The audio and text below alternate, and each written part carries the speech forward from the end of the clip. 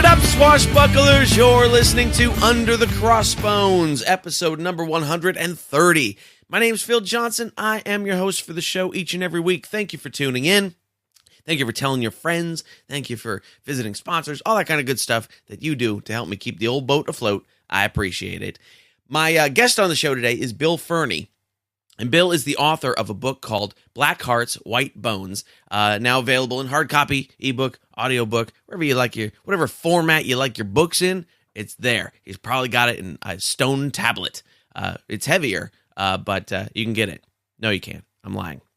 Anyway, the book is very entertaining. It's a novelization of the hidden history of Anne, Bonny, and Mary Read. Let's put it that way. It's what happens after their trial, essentially, which is a story that is lost to history. We really don't know that much, but it's a great and novel version of what happens to Anne, Bonny, and Mary Read after their trial. So it's a fun one. We're going to talk about that, and we're going to talk about how he wrote it, why he wrote it. We're going to talk some Star Trek. I know, out of left field. We're going to talk some Star Trek.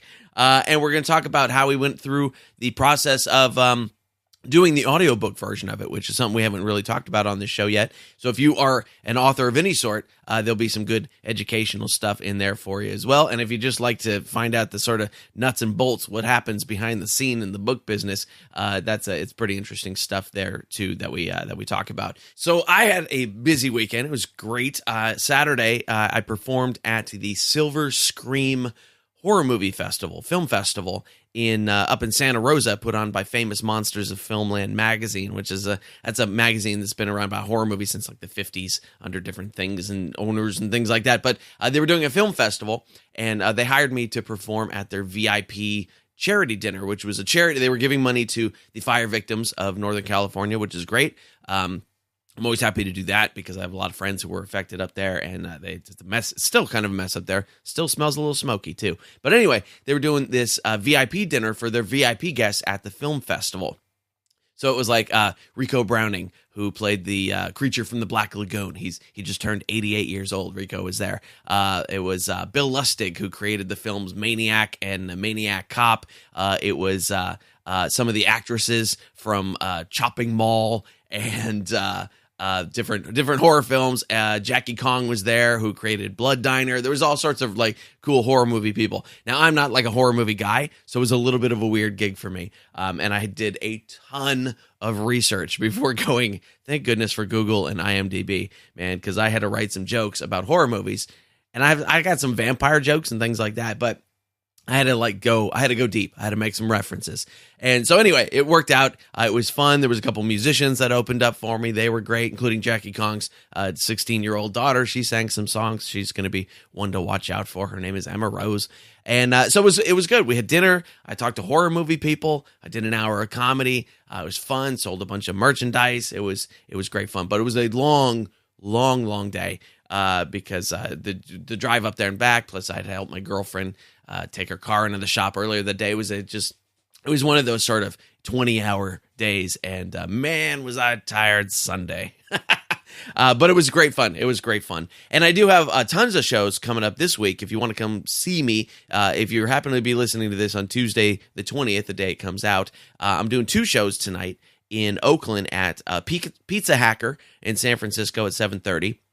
I'll be on early on that show. And then I'm jumping over to Bobby G's in Oakland to do their 8 o'clock show. So you can catch me both those places. Unless you're listening to this after Tuesday, then you can't. After that, I will be at the Slow Comedy Festival. That's not slow as in slow. It's slow as in San Luis Obispo, California. So Thursday the 22nd, I will be at Marston's 101 in Atascadero, California. And then Friday and Saturday, the 23rd and 24th, I will be at Marston's, not 101, but just the regular Marston's, the actual Marston's in San Luis Obispo. And that's all part of the Slow Comedy Fest. And that's going to be fun. There's some amazing comics on this festival. Ryan Stout's going to be there. Darren Carter's going to be there. We got some good comics this year. It's going to be a lot of fun. So if you happen to be near San Luis Obispo, come out and see the comedy festival this weekend. It'll be all good. And of course, if you want to get all my tour dates and find out when I'm coming near you, just go to underthecrossbones.com, click on the tour dates button, and you can see all the plethora of places that I am going to play. That was a lot of P's in there. Hope I didn't pop those. Might have to do some editing on that one. We have a sponsor today. It's TeePublic. Yeah, I have personally curated a collection of over 100 really cool pirate t-shirts for you with TeePublic. And what TeePublic does is they go out and they work with independent artists, and they sell their t-shirt designs on their site, and then they kick back a hefty payment to the artist and a little tiny payment from me for me when you guys go buy t-shirts. And so what I did is I picked out a whole bunch of really, really cool pirate t-shirts, funny ones, sexy ones, scary ones. They're all there. We like all that kind of stuff. And you can go check them out. Pick yourself up a t-shirt. There's like at least a dozen that I want for myself that I still need. I'm saving up for them. They're not that expensive though.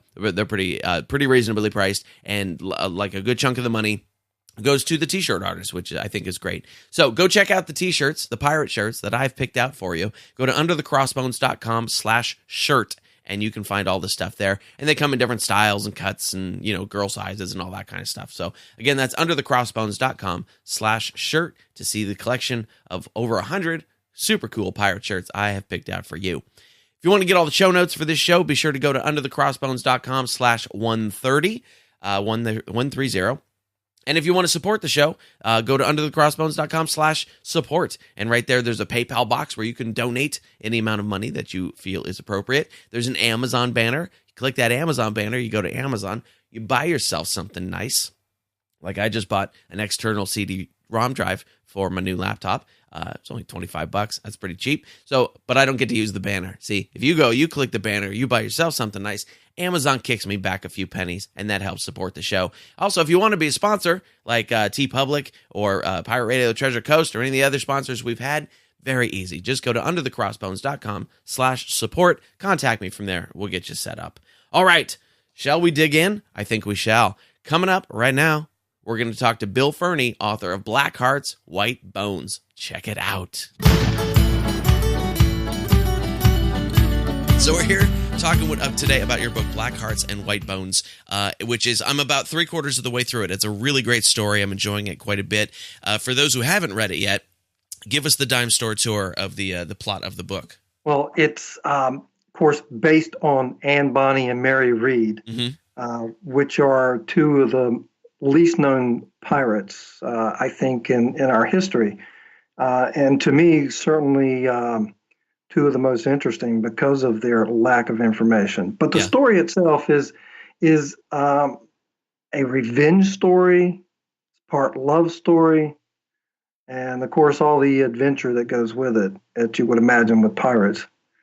It picks up basically from where history leaves off with what we know about these two women, which is very little real history, very little real documentation on what happened to these two women, both before they were captured and even after they were captured. So what history tells us is that when they were captured, they were taken to trial, taken to Jamaica, stood trial, and at the trial, they both pleaded their bellies. Right. Which, of course, means that they were both pregnant, which is a very interesting dynamic in itself. So the way the system worked back in those days is that the court would stay their execution until such time that their babies were born. Right. And then they would be hanged, just like their sponsor, so to speak. One of the greatest names, in my estimation, in pirate history is Calico Jack Rackham. Yep. So what the history tells us is that Mary Read died of the fever, which was probably consumption, but still we're not even sure what that was. But says she died in prison. And the other woman, Anne Bonny, there's no record on exactly what happened to her. Yeah. Again, very strange. You would have a pretty good record on Mary, but not Anne. Well, the theory is that Mary died in prison and Anne was ransomed out of prison by her father, who was a plantation owner in Charleston. Back then it was called Charlestown in South Carolina. So, and that's a pretty good theory, very plausible, especially for those days. So that's essentially where my book begins. The story begins with Mary Read faking her death, a la the Count of Monte Cristo kind of thing. And the world thinks she's dead and buried. And Anne Bonny is nowhere to be found. And like the theory goes, her father does ransom her out of prison. Well, the story right after that, it picks up 9 years later, where Mary Read catches up to Anne Bonny in Bath, North Carolina, and she's really pissed off because Anne left her in prison to die. Yeah. And it goes from there. And it does go from there, and it takes some wild turns. One of the things I found interesting was that you had them meet up much earlier than I thought they were going to. I thought this was going to be much more of a cat and mouse type of plot, where it would, they would actually finally meet in the second to last chapter, and then there would be repercussions. But you actually have them meet up very early, and then there's some wild twists and turns that happen based on that. So I was really surprised by that, pleasantly surprised. Well, of course, now we need to issue a spoiler alert, but yeah, we don't have to spoil too much. I promise not to. Yeah. But that's been done so many times before, and that's a good way to do the stories. But if I'd have done it that way, I wouldn't have been able to do all the other things, all the other facets of their relationship, sure, which I'm sure you've picked up on since you've been reading it. Yeah, definitely. So is this your first novel?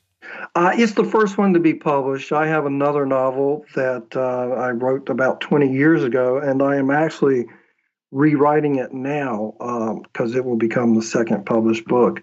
It's not about pirates, I'll tell you that, but it is about it is its own good story, and we can talk about that some more when you're ready to do that. Certainly, yeah. So, what drew you to doing a pirate novel? And we know why you picked these two characters, because they have a great sort of story that's got no ending on it. But what drew you to doing a pirate novel in the first place? I have any number of ideas, which I think are good ideas to write novels. And this was one of them that kept bubbling to the top of the list in my mind. And part of the reason for that is because I grew up in a part of the world that is very rich in pirate history. And I would go on vacations to Ocracoke and the Outer Banks, and you'd see all the pirate lore from there. Lived in areas that were close to places like Bath, where Blackbeard lived for some time. And in our history, in our state history books, we study some about pirates. Sure. It started from the very beginning, and all through my life, repeated exposure to these things as part of our culture. I mean, we have East Carolina University pirates. So, I mean, it's ingrained in where I live. In addition to that, later on, I kept seeing documentaries or shows about pirates, and there'd be all the famous, the regular lineup of bad guys, and if they got any mention at all, Anne Read, Bonny and Read, they were both skirted over very lightly, if at all. Sure, yeah. And that was compelling to me. And so the more I looked up what history I could find on them, the more compelling their story became. And I wanted to do something with them. So one thing I think that the readers really appreciate is that although the story picks up where history pretty much leaves off with them, all throughout the book, there are places where they go back and they remember what it is they did and why they're there and what motivates them. So it's not if you're looking for the history of these two women, you won't be disappointed. It's just not going to start at the very beginning. It will go back, it will explain a lot. Yeah, which I think is there's probably a lot of characters in that world that could be done like that, but these are definitely two of the foremost ones where people always just kind of, because they just disappeared pretty much, and we have no idea what happened to them. And so I think it's an interesting place to start. Well, that was, again, to extend on what I was saying, what compelled me was the lack of information. Yeah. And that's that. Just like the more I thought about that, how can you have two real female pirates and know so little about them, or be so little discussed whenever you're talking about pirates? Yeah. And was very compelling to me, and I had to do something with them. And then once I got the concept in my head of how I wanted the story to go, it was like these two women were standing behind me and pounding on my shoulder, saying, "Hurry up and write our story." So it was a lot of fun, and it's just I think it's a really good story, a really good read. It's definitely a fun one. Now, in your research through how much historical research did you do before going into that? And did you actually, because I've read about them quite a bit, but you've probably read more, did you actually find any plausible theories about what did happen to them? Well, the one I mentioned earlier, that the record shows that Mary Read died in prison. Yeah. That's probably what happened. Probably. The fact that there was no record with Anne Bonny, that's where all the speculation goes crazy. Sure. There's everything from living in Canada to living in Louisiana to living in North Carolina, had children. Her kids, her great grandkids are running around here today, or well, who knows? That was part of the mystery and the lure of it was that there are so many theories that they watered themselves down so that none of them seem to really carry a lot of weight. Okay. Nobody really knows. That's intriguing. Yeah. And so your story is just as good an explanation as any, I suppose. Well, it's but it's not. I understand. Yeah. It's one that's a lot more fun for sure. I think than the other ones. It's a tale of obsession. It's a sort of Moby Dick kind of thing where these two women are obsessed with each other for all the wrong reasons. Right. So tell me a little bit about your journey to becoming a writer. How did you? Where did you start, and how did you get here? A good part of that is explained on my website, which is real hard to remember. It's www.billfurney.com. Okay. And the Furney, my last name is Furney. I just grew up very fortunate to have lots of books and fiction and stories. We'd have bedtime reading, and one of my earliest memories is my older sister, reading to me and reading science fiction at a very, very young age. And I just think that that's a very plastic time. Your mind is very plastic and will readily accept fantastical stories and things. And that's one of my theories, is that people who like science fiction were probably exposed to science fiction at a very early age, and makes it so, for people who don't like it, it's too unbelievable, and they don't like it. Sure. So I had that background and that imagination, and just love, as I got older, loved history. Okay. And then you start finding out, a lot of the stories that are history can easily become something much deeper and richer when you you give flesh to the bones of these people who exist in history. So a lot of reading when I was a kid, a lot of classical kind of stuff, a lot of science fiction, fantasy. I was a big Conan person before there was ever a movie or anything like that. And of course, then you grow up watching, and my era, you grew up watching Errol Flynn movies and those old swashbuckling things. And to me, those were the best. That's when nothing better than ships firing on each other with cannon and boarding ships. And, those are just the greatest things. Yeah, I think you're definitely right that the whole sci-fi fantasy genre has to be introduced at a particular age. Otherwise, it just doesn't stick at all. And I had a lot of that same, exposure to it when I was a kid. Andre Norton and Raymond Feist and all those types of guys, So I read all that kind of stuff too. And I think if you don't get it, then you don't get it at all. Of course, I'm sure most people are familiar with the phrase, your suspension of disbelief. You have to be able to suspend your disbelief to appreciate these kinds of things. And I think for those of us who were exposed to these things early on, we don't have to suspend our disbelief. It's just sort of a switch that doesn't get thrown. We're very willing and ready to accept these alternate kind of realities. So there's no thought that goes into it, unless maybe it's really, really bad stuff, and then you go, oh no. There's a lot of that.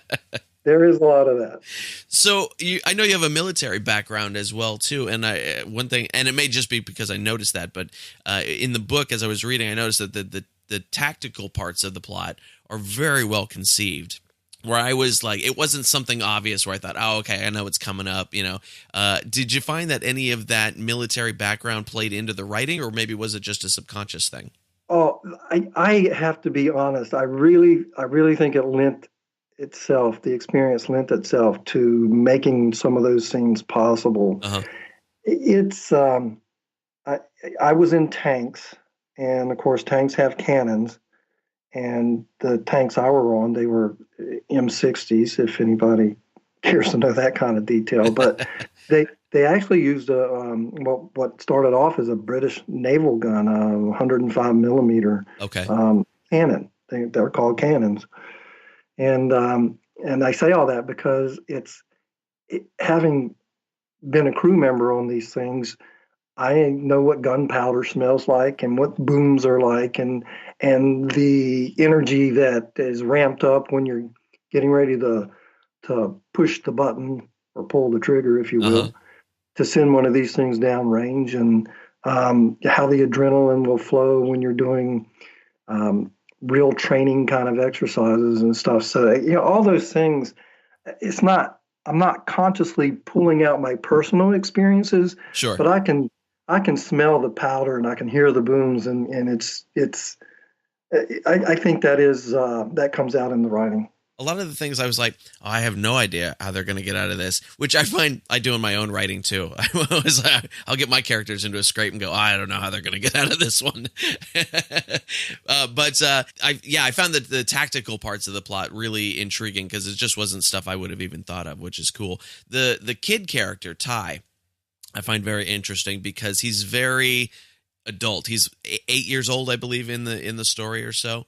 But thinks like an adult. Did you go through some sort of iteration process with that character where maybe he was too young at some points, or acted too young at some points, or acted too adult at some points, where you had to play with that a little bit? That's a great question, and the answer is yeah, it did. In fact, when I first started off with this story, Ty was pretty much a typical kid.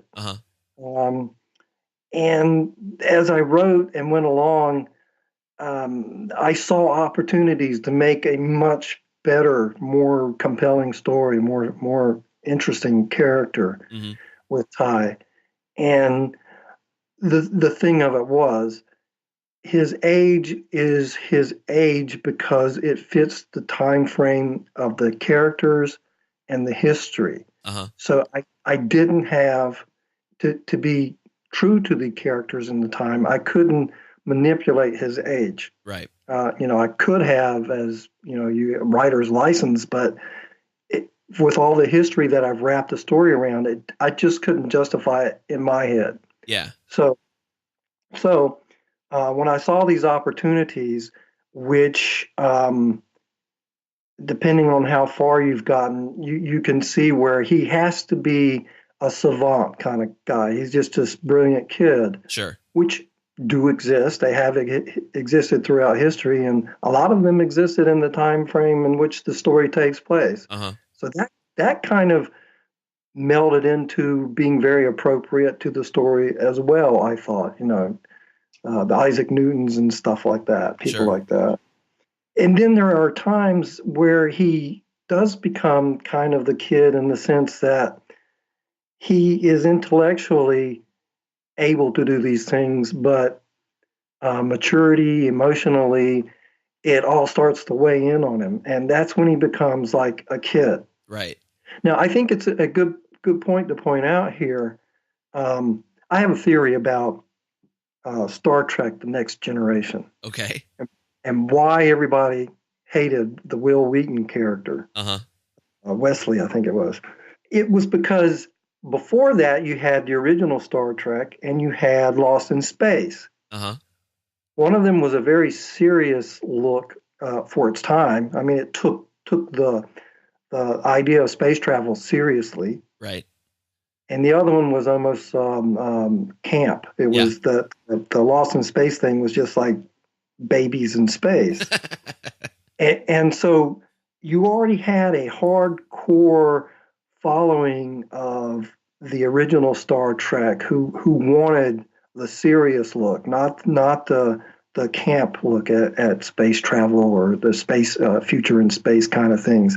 And the idea of having a little kid, a little boy, Will Wheaton character on there, it was like, no, we don't want that. We don't want babies in space. We want adult stories in space. And I think that's why his character was so reviled by so many fans. That makes sense. That's my theory anyway. But my point here is that Ty, the character we're talking about in the book, is not that kind of thing. It's not like that at all. He is a believable character.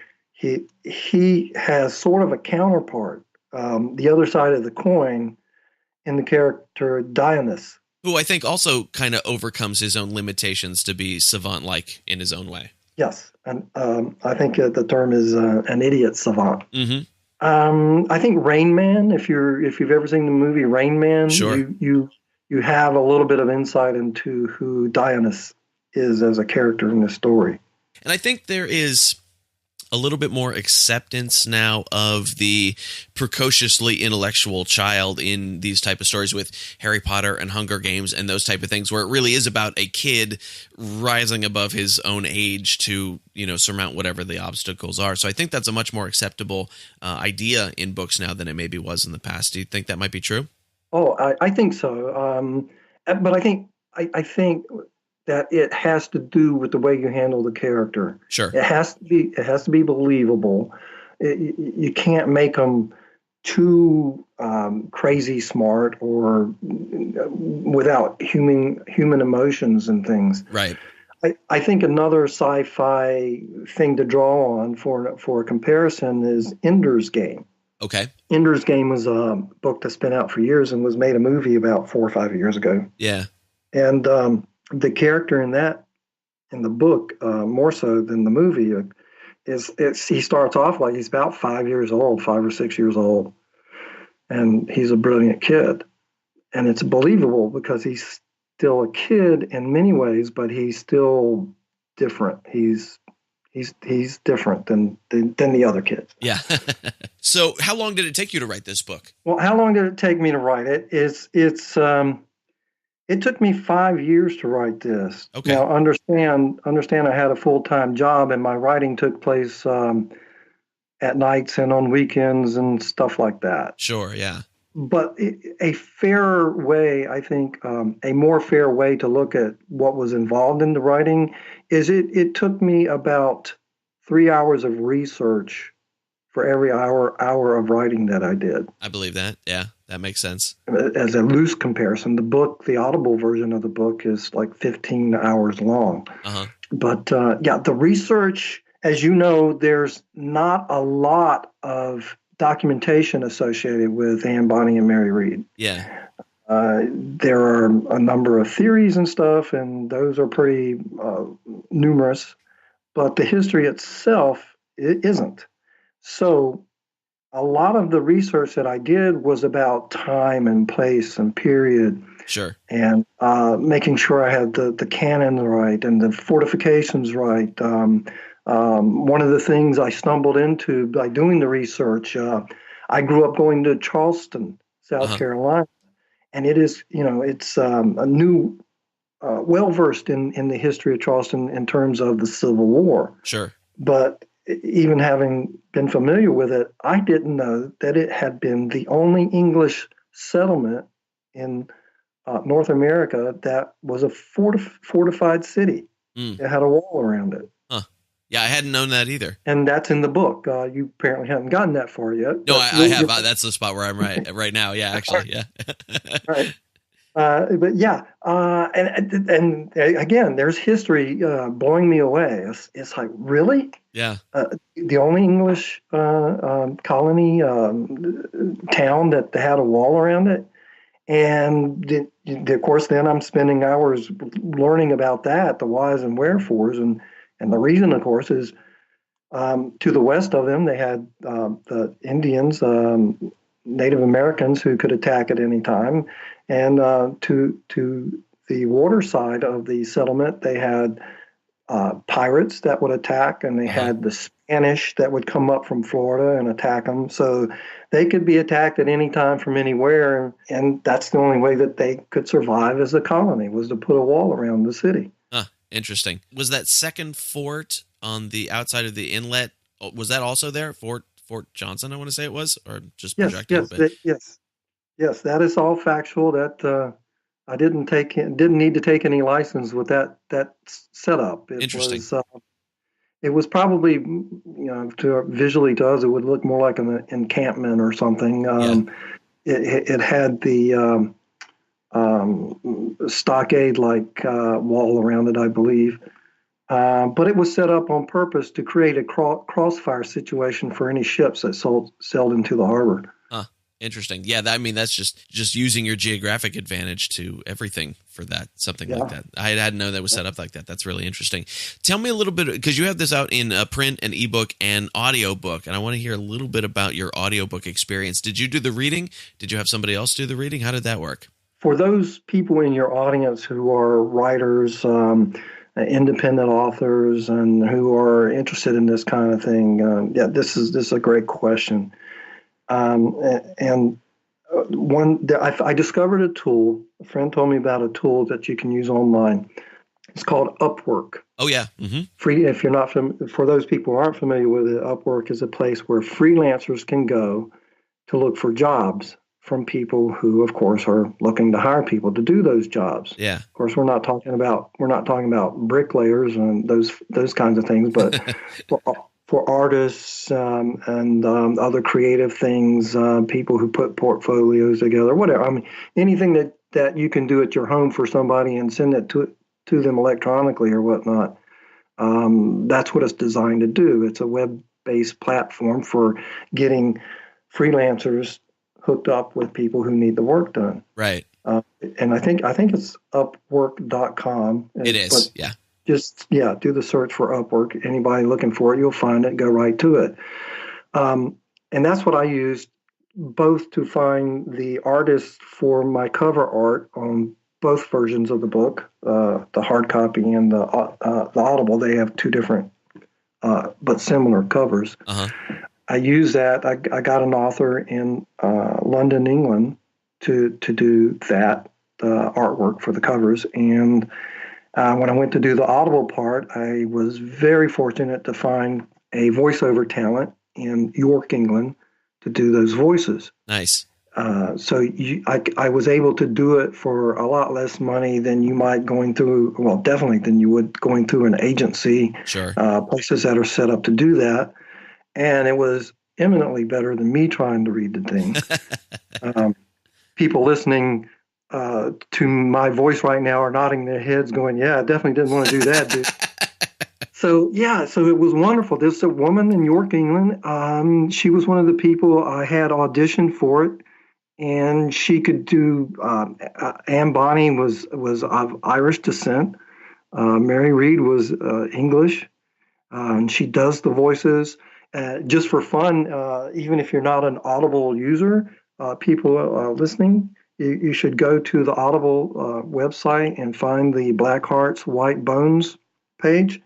They let you listen to a 5-minute sample under the book cover. And there's a really good 5-minute sample. It gives you a good idea of how incredible this woman was. Did a great job. That's fantastic. So back to your question. So you use a thing that's associated with Audible, or I did, called ACX, and you have to get the technical parameters down. Sure. Make sure you get those right. That's what the freelancer had to be responsible for. That's part of what I put in the contract.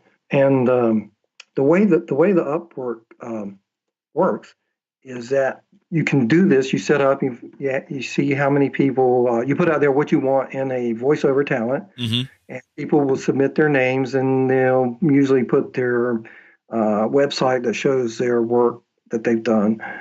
And I picked two or three or four of these ones that submitted, and I had them do auditions where they read parts of the book that I picked out just so I could get a good sense of it. And then I picked the one I liked best. And she was, for this book, they were all good, but this one was head and shoulders above the others because she was English and could do Irish, and it was just a no-brainer. Yeah, that's great. And the mechanics of the way this thing works is once you do that, you say, okay, we agree to do this for X amount of dollars. And I take, as the person doing the hiring, I deposit that money into an account on Upwork. Mm-hmm.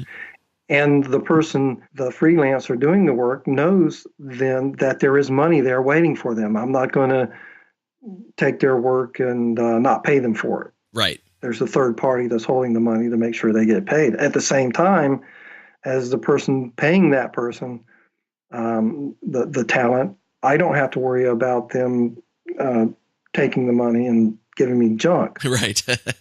Because they don't get the money until I flip the switch on to pay them on Upwork. Yeah. So it's a safe way of doing that kind of thing. And it gives you access to talent throughout the world. That's what blows me. I got to listen to people audition from Africa and England and California and just, South America. Neat. It's you really, it's an amazing way to get people you would never even think of getting. Certainly. To do that kind of. Yeah. And at a price that somebody like me who's doing it on their own could afford. That's great. That's great. Upwork is a best kept secret on the internet. My assistant is a lovely man named Jaheen in Bangladesh who does a lot of work for me online doing stuff that I don't want to do. I use it a lot for whenever I get in over my head with a website project and I don't know how to do this part. That's when I go over to Upwork and hire somebody to take care of it for me. So that is a great website for lots of stuff. It's a phenomenal resource for people like us and anybody who's trying to do things like this. And I can makeshift a lot of things, but then there's talent, and you want some things you just want done right. Certainly. And this is a great way for people like us, and it just opens up the world. How cool is it? Right. Yep. Exactly. So Black Hearts and White Bones is obviously available on Audible, and it's available on Amazon. Are there any other preferred places you like people to look for it? Well, of course, Amazon covers both the Kindle ebook edition as well as hard copy. Sure. So, that's fine. Okay, good. So I'll make sure those are both linked up in the show notes and all that kind of stuff. So that'll all be there. We can have people go buy books, go do things. I have approached pretty much all of the independent bookstores in the United States via email. Both of them. That's hit or miss kind of thing. Big time hit or miss. But anybody who wants to have a hard copy and loves supporting their local independent bookstore, they should go there and say, "Can you carry this title?" And that would help everybody out. Nice. I absolutely appreciate that. I still love my local bookstores. They're great. So tell me a little bit about the next novel that you're working on. What's that one all about? Well, it's not pirates, but it is about the sea to a large degree. It is about the United States Life-Saving Service. Oh. Let me correct that. It is wrapped around, in part, the United States Life-Saving Service. It's basically a love story. Okay. Tell us first, what is the United States Life-Saving Service? That sounds very important, but I'm not sure what their official capacity is. Well, the Life-Saving Service you're very familiar with. You just know it as the United States Coast Guard. Got it. Okay. So that's the Life-Saving Service is how it began. That's when it started in the late 1700s. And that's when shipping was, of course, done by ships all up and down coasts, plural coasts. Sure. And it was set up because so many ships, especially in North Carolina, Cape Hatteras is known as the graveyard of the Atlantic for a reason. Uh-huh. And that's because so many ships went down on the shoals, and so many lives and ships were lost that's what prompted this life-saving service to be established. And it was a series of stations that eventually was all up and down the East Coast. Some of it was on the Great Lakes, and some of the stations were on the West Coast as well. But the core of its history started on the East Coast in North Carolina, and spread out from there. But there was these stations that were every 3 to 5 miles apart of these lifesavers who were also called, in the vernacular, surfmen. Okay. And they were like 6 or 7 crew members who would, if were called out on a rescue, would get in a glorified rowboat and row out to the ship that was sinking and rescue the people, the crews of the ships that were there. Okay. And this story is about a veteran of the Spanish-American War who is sort of not emotionally scarred, but he's just definitely just sick of the idea of killing and fighting and that kind of thing. Uh-huh. And so he goes to Cape Hatteras and ends up on one of these crews as a surfman because he wants to be as far away from people and civilization and all that kind of stuff as he can. Okay. And Cape Hatteras, back in those days, was a pretty good place to get away from people. So the story starts off where there's a ship that's run aground in December of 1903, and him and his crew go out to try and rescue the people on board, and he ends up in a lifeboat from the ship that's going down with a woman, and gets separated from the surf boat, the rescuers, and they are adrift on the ocean. The hero and heroine are adrift on the ocean, and he, in the process, he's incapacitated. He can't help her, so it ends up that she ends up rescuing him, and it goes from there. Okay, interesting. That sounds like it'll be a fun adventure. They end up on Ocracoke, which of course plays a prominent role in Blackheart's White Bones. Sure, yeah. But in a much different time period.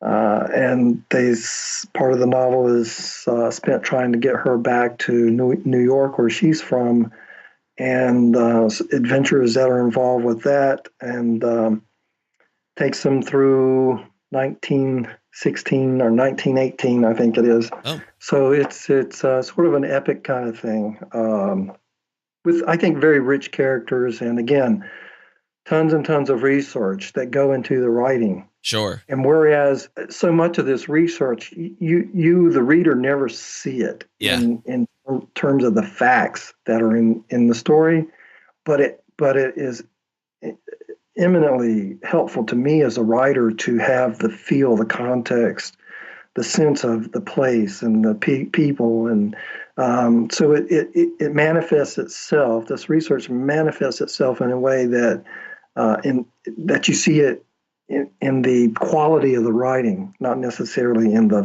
factual aspects. Certainly, yeah.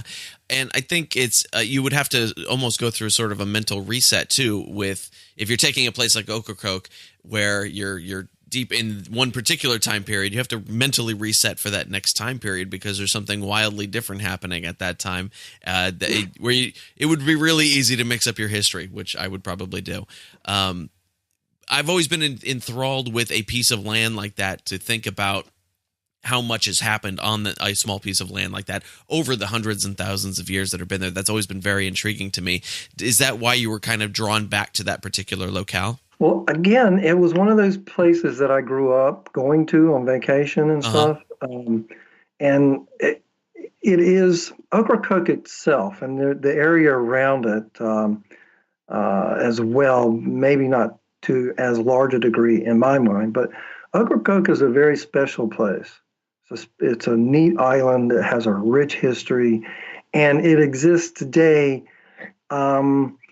Not exactly like it has through history, but it hasn't lost its charm Mm, because there's no beachfront development. It's okay. national seashore, Uh, so nobody can build on the water, on the ocean. uh-huh. And what development is there is on in the little village area of the island.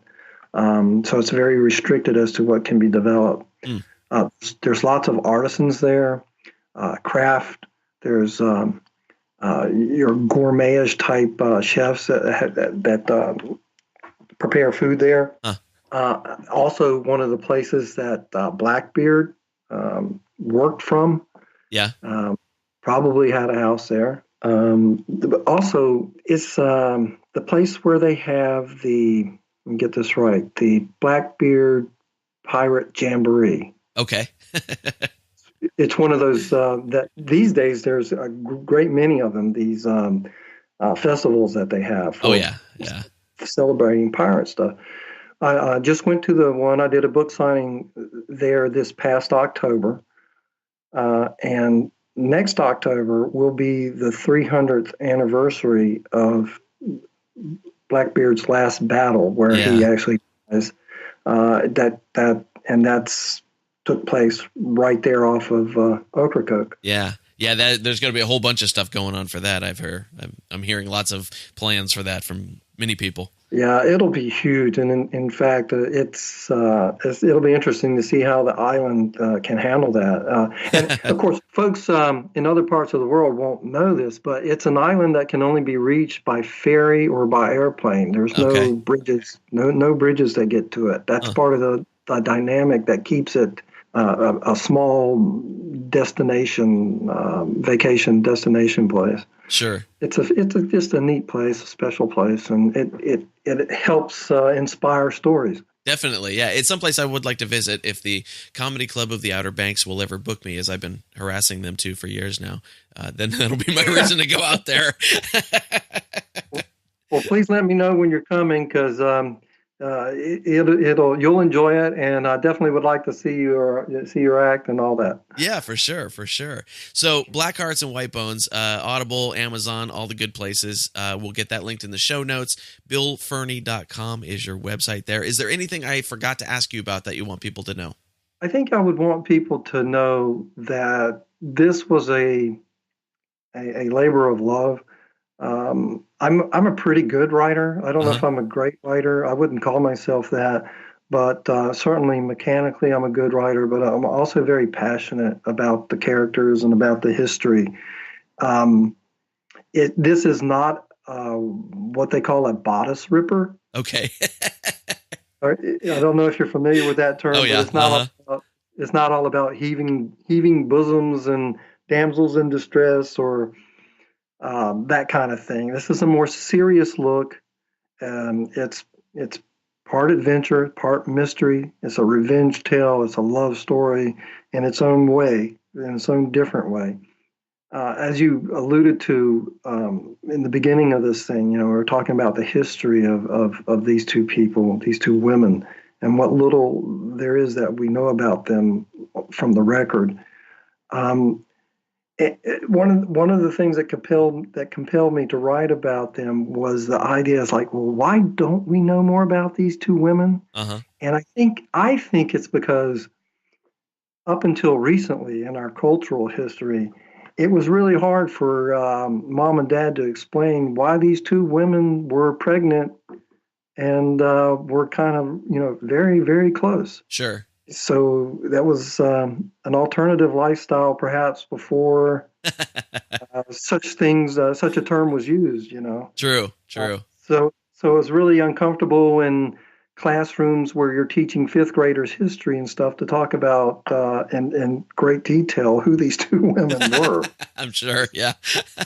And that lends itself to there in doing the research, I learned right away there's two groups of people that are really very familiar with Uh-huh. these two women. Pirate aficionados, Uh-huh. people like you who love pirate culture and people who go to these jamborees and things that celebrate pirate lifestyle. They know about them. Uh-huh. And then there's the gay or the lesbian community. Interesting. And it's like they tend to know about these two women. Other than that, you go up to someone and say, if they don't have one of those two things in their background, you ask them about Anne Bonny and Mary Read, and they're going to look at you with a blank face 9 out of 10 times. Oh, that's intriguing. I hadn't thought of that. And I think what makes my story good is that I didn't write this with any kind of cultural agenda. I just wrote it as any two people who care very deeply about each other, and all of the bad things that can happen when you do trust yourself with somebody else. Uh-huh. And it all comes out in the end. It does. Excellent. Very nice. Well, Bill, this has been fun. I'm glad we finally got to do this. Technology thwarted us more than once, but we got it together. I'm glad we did. We overcame, yes. We overcame. Cool, man. Well, thank you so much. I'm glad you took the time to come on. It was really fun, and I hope we can talk again soon. Hats off to you, Phil. I really appreciate the opportunity to talk about this book. I think it's special. It's certainly a good read, and I just hope people enjoy it. If they do, let me know. I'd appreciate it. Sounds good. Thanks again, Bill. All right. Bye-bye. Take care. And there it is, friends. That is my interview with Bill Furney. And, of course, if you want to find out more about what he's up to, you can go to his website at billfurney.com. And his last name is Furney, billfurney.com. And also, if you happen to be an independent bookseller out there and you want Bill's books, you can get them through Ingram. And if you are not a bookseller and you don't know who Ingram is, doesn't matter anyway. You can skip over that part, but you've already listened to it, so it's too late to skip over it. Yay! All right. We are, of course, sponsored today by Pirate Radio of the Treasure Coast, WKKC-DB, playing the best music and pirate radio talk. And you can listen to Under the Crossbones on both their stations. Just go to pirateradioofthetreasurecoast.com or pirateradiotc.com, and don't forget to download the apps. That's the Pirate Radio Treasure Coast app for the music station and Pirate Radio Talk for the talk station. And we're doing good over there. So if you're listening to us on Pirate Radio, the Treasure Coast, welcome to the show. Thanks for listening. Appreciate it. I also have an ebook for you. It's Pirates of Panama or Buccaneers of America by Alexander Exquemelin. And this is a book that came out in 1678. So deep in pirate history territory. And Alexander Exquemelin was a doctor who ended up on pirate ships, wrote about his adventures. So it's first-person accounts. It's really a great piece of writing from that period, from that time period. And I've got a free ebook copy for you. Just go to underthecrossbones.com, click on the free ebook link, and you can get it right there. Or if you're out and about and all you have is your phone with you, you can text the word pirate and your email address to 94253. Just text the word pirate and your email address to 94253, and it'll shoot you out a little link, and you can download it from there. How easy is that? Technology, man. Some days it works. And some days I'm staring at my new laptop, which is doing crazy stuff. I've already had to reinstall everything twice already. I had to do a factory reset on the thing. I'm not super happy with it, but we'll find out. We'll find out. Still dealing with the company on it. Anyway, that is our show for today, kids. Went off on a little tangent there. Thank you for tuning in. I always appreciate it. If you want to find out more about Bill Furney, go to billfurney.com. And, of course, you can get Black Hearts, White Bones on Amazon for your hard copy or your ebook version, and pop on over to Audible to get the ebook version. And now you know how to do your own audiobook if that's something that you need to do. If that's on your to-do list, we explained all how you can do it. So that's great. We got some great shows coming up. Sophia Cancelli of the Cape Fear Parrot Sanctuary coming up next week. That's a good one. We got Anthony Cummins, a.k.a. Captain Tons, coming up the week after that. That's an interesting one. I'll just leave it at that. And you may notice that the episode list's getting a little short at the moment, but that's because I'm dealing with new gear issues here. And as soon as I figure out the new gear issues, I have a list of interviews that will be coming up very, very soon. So have no fear. The show must go on. All right, I'll see you next week. Thanks.